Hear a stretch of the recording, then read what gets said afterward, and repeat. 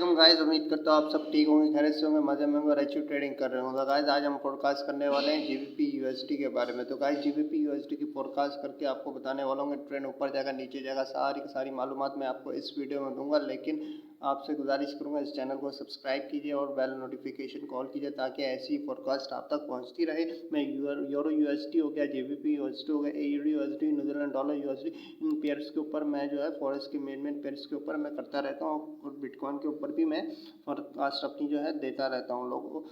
तो दोस्तों, आपको फ़ायदा होगा तो आप इस चैनल को जो है पहले तो सब्सक्राइब कर लीजिए, ठीक है, और इस वीडियो को भी जो है लाइक कर लीजिए। तो गाइस, ये है जीबीपी यूएसडी का फोरकास्ट। गाइस, ये देख सकते हैं, मैं तो पहले ही जब से यहाँ से ये ऊपर जा रहा था ना, मैंने बोला ये नीचे जाने के लिए ऊपर जा रहा है। देखो गाइस, अब इसने अपना रंग दिखा दिए। अब ये नीचे जाने के लिए ही मैं मेरी जिन्होंने पिछली वीडियोस देखी होंगी, मैंने वो पहले ही पेशेंट को ही कर दी थी कि भाई इसको सेल करना है, बाय नहीं करना अभी।